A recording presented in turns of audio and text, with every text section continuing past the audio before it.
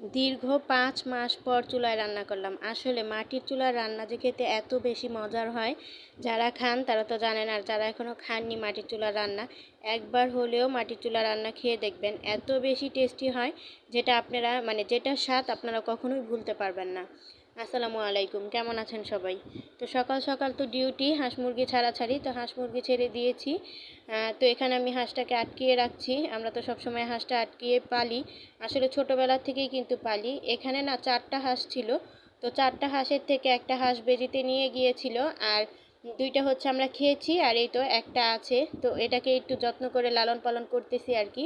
মনে হয় ঈদের পরের দিন এটা খাওয়া হয়ে যাবে, জানি না, আমি যতটুকু জানি সম্ভবত মনে হয় খাওয়া হয়ে যেতে পারে। আপনাদের ভাইয়ার মর্জি আর কি। যদি মনে হয় যে হ্যাঁ কেটে ফেলবো তাহলে কেটে ফেলবে, আর যদি মনে হয় যে না কাটবো না রেখে দিব, তাহলে হয়তো বা রেখেও দিতে পারে। এটা আপনাদের ভাইয়ারই ইচ্ছা আর কি। যেহেতু উনিই লালন পালন করে, সেহেতু আমি আর বেশি কথা বলি না, উনি যেটা বলে সেটাই আমি করি আর কি। তো এখানে আমি যখনই মুরগিগুলো ছাড়তেছিলাম, এই বাচ্চাগুলো দেখেন, এই বাচ্চাগুলোকে আমি না একটা ওই জামার মধ্যে করে নিয়ে আসতেছিলাম। তো নিয়ে এসে এদিকে যখন ছেড়ে দিয়েছি, ওর মাকে তো আটকিয়ে রেখেছি, ও ওর মার কাছে ওদের মার কাছে যাওয়ার জন্য অনেক বেশি তাড়াহুড়া করতেছিল। তো আমি একে একে ওদের মার কাছে দিয়ে দিলাম। আসলে এগুলো যদি আমি আটকিয়ে না পারি, একটা মুরগির বাচ্চাও কিন্তু আমি রাখতে পারবো না। তবে মনে হচ্ছে দুই একটা অসুস্থ হয়ে যাচ্ছে, জানি না কতটুকু কি হবে বা কয়টা বাঁচবে, থাকবে না থাকবে না সেটাও জানি না। তো আমি যখনই এই বাচ্চাগুলোকে ছেড়ে দেই না, সঙ্গে সঙ্গে একটা দৌড় দিয়ে কি করে পানি খাওয়ার জন্য চলে যায়। আসলে সারা রাত তো পানি খাওয়া হয় না, আমার মনে হয় ওদের অনেক বেশি পানি পিপাসা লাগে, এজন্য ওরা এক দৌড় দিয়ে পানি খাওয়ার জন্য চলে যায়। তো আমি তো হাঁস মুরগি টুরগি সব কিছু ছেড়ে খাবার টাবার দিয়ে চলে এসেছি বিছানা গোছানোর জন্য। আসলে বিছানাটা না গোছানো না একদমই ভালো লাগে না। ঘরের সৌন্দর্য কিন্তু বিছানাই, বিছানাটা গোছানো থাকলে ঘরটা ঝাড়ু না দিলেও মনে হয় যে ঘরটা গোছানো আছে। আর যদি বিছানাটা গুছানো না থাকে, তাহলে কিন্তু দেখতে অনেকটা বেশি বাজে লাগে। তো সবসময়ই সকালবেলা আমি চেষ্টা করি যাতে বিছানাটা খুব ভালো করে গুছিয়ে নিতে পারি। অনেকে হয়তো বা আমার থেকে অনেক বেশি ভালো পারে, তবে আমি যতটুকু পারি অতটুকুই কিন্তু চেষ্টা করি। আর আমি যতটুকু পারি অতটুকুই তো করব, তাই না? ওর থেকে বেশি তো আর করার সাধ্য আমার নেই। তো এই তো জানালা 2টা খুলে দিলাম। আসলে জানালা 2টা না খুললে একদমই ভালো লাগে না, দেখতে অনেক বেশি বাজে লাগে। তো আমি সবসময়ই দরজা জানালা খুলে রাখার চেষ্টা করি, যতটুকুন ঘরে থাকি আর কি। যখন বাইরে চলে যাই তখন আবার লাগিয়ে দিই, কারণ বিড়াল কুকুর এসে পড়তে পারে দরজা খোলা থাকলে। তো জানালাটা খোলাই থাকে, মূলত দরজাটা আর কি আটকানো থাকে। তো এই তো বিছানাটা আমি ভালো করে গুছিয়ে ঝেড়ে টেরে নিয়েছি। এখন এক পলক আপনাদের সাথে একটু শেয়ার করে নিচ্ছি। আসলে আমার ঘরে কিন্তু ওইরকমভাবে কোনো ফার্নিচার নেই, টুকিটাকি আছে। এই যে যে খাটটা দেখতে পাচ্ছেন না, এই খাটটা কিন্তু আমার বাবার দেয়া। আমার বাবার স্মৃতি বলতে পারেন, আমার বাবা যেহেতু এখন আর নেই, তো এটা স্মৃতি হিসেবেই রয়ে গিয়েছে। আমার বিয়ের মধ্যে আমার বাবা খাট, সেই সাথে একটা ওয়ার্ড্রপ আর হাতের রুলি দিয়েছিল 2 ভরি দিয়ে। বাবা তো এখন নেই, এজন্য হচ্ছে এগুলো স্মৃতি হয়ে আছে আর কি। তো সবাই একদিন চলে যাবে, আমরাও একদিন চলে যাব।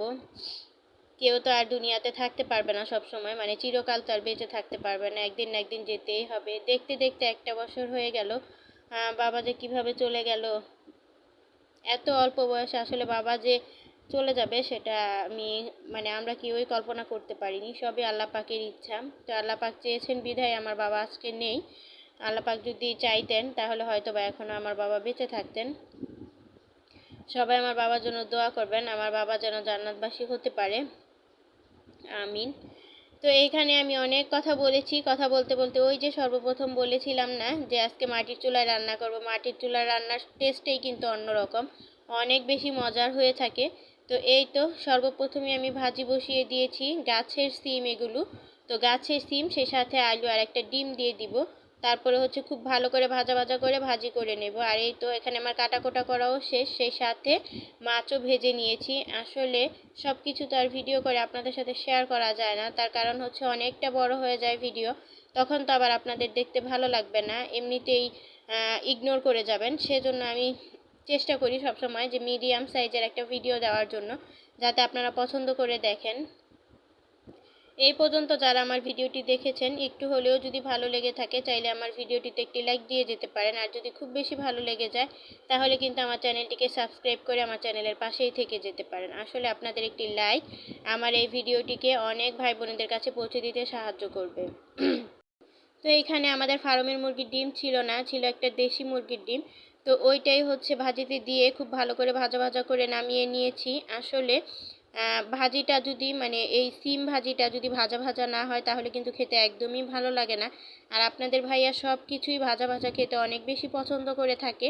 তো আমিও চেষ্টা করি আপনাদের ভাইয়ের পছন্দ অনুযায়ী রান্না করতে। তার কারণ হচ্ছে উনি তো আমাদের কাছেই এসে বলবে এটা খেতে মনে চায় বা ওইটা খাবো এটা খাবো। তো আমরা ছাড়া আর কি এইবার রান্না করে দেবে, তাই না? তো এই জন্যই আর কি আমি সবসময় চেষ্টা করি আপনাদের ভাইয়ার পছন্দকে প্রাধান্য দেওয়ার জন্য।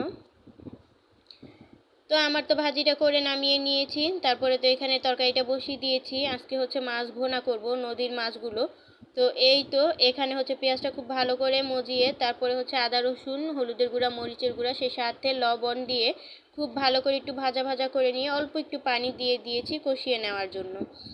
আর মাটির চুলার রান্না কিন্তু যেমন স্বাদ ঠিক তেমনই খুব তাড়াতাড়ি রান্না হয়ে যায়। আসলে মাটির চুলা আমার মনে হয় রান্না বসাতে বসাতেই হয়তো বা রান্নাটা হয়ে যায়, এত তাড়াতাড়ি রান্না হয় আর কি। তো এই তো এখানে আমি মশলাটা খুব ভালো করে কষিয়ে নিচ্ছি। আসলে তরকারির টেস্টটা কিন্তু মশলা কষানোর মধ্যেই থাকে। আপনি মশলাটা যত বেশি করে কষাবেন তরকারির টেস্টটা কিন্তু তত বেশি বেড়ে যাবে। তো এই তো সর্বশেষ আমি এখানে দিয়ে দিলাম টমেটো। এখন এখানে টমেটো দিয়ে খুব ভালো করে নাড়াচাড়া করে পরিমাণ মতো ঝোলের পানিটা দিয়ে দিব। রান্নাবান্না কিন্তু ওইরকমভাবে আপনাদের সাথে শেয়ার করার কিছুই নেই, কারণ আপনারা সবাই কম বেশি রান্না করতে পারেন। তবে আমি যেভাবে রান্না করি আমি সেইভাবেই কিন্তু ভিডিও আপনাদের সাথে আপলোড করি। অনেকের কাছে হয়তো বা ভালো লাগবে, অনেকের কাছে ভালো লাগবে না, কারণ সবার তো রুচি একই রকম হয় না। তো আমি এখানে ঝোলের পানিটা দিয়ে দিয়েছি। এখন খুব ভালো করে নেড়ে চেড়ে মিশিয়ে নিলাম। আর বলক যখন চলে আসবে তখন দিয়ে দিব মাছগুলো। আর নদীর মাছগুলো ভেজে রাখার কারণ একটাই, তার কারণ হচ্ছে এখানে পোয়া মাছ ছিল, মানে 5 মিশেলে মাছ ছিল আর কি। তো এটা যদি আমি না ভেজে রান্না করি তাহলে খেতে একদমই ভালো লাগবে না। আচ্ছা, আপনার কারা কারা শিলং মাছ খেয়েছেন বলেন তো? নদীর শিলং মাছটা খেতে কিন্তু দারুণ লাগে। এখানে শিলং মাছও ছিল 2-3টা। তো এই তো ঝোলের পানিটা যখন বলক চলে এসেছে তখনই আমি তো ভেজে রাখা মাছগুলো দিয়ে দিয়েছি। এখন খুব ভালো করে নেড়েচেড়ে মিশিয়ে দিব। সর্বশেষে ধনিয়া পাতা দিয়ে পরিমাণ মতো ঝোলটা টানিয়ে নামিয়ে নেব। অল্প একটু ঝোল রাখবো, আঠা আঠা, অত বেশি ঝোল রাখবো না। তার কারণ হচ্ছে নদীর মাছে অনেক বেশি ঝোল রাখলে একদমই খেতে ভালো লাগে না। তো এই তো মাছটা এখানে রান্না করা শেষ। মাছটা মাশাআল্লাহ আলহামদুলিল্লাহ অনেক বেশি সুন্দর হয়েছিল দেখতে, আর খেতে তো অনেক বেশি সুস্বাদু হয়েছিল। আজকের ভিডিওটা এখানেই শেষ করে দিব। দেখা হবে নতুন কোনো ভিডিওতে। ততক্ষণ সবাই ভালো থাকবেন, সুস্থ থাকবেন। আল্লাহ হাফেজ, আসসালামু আলাইকুম।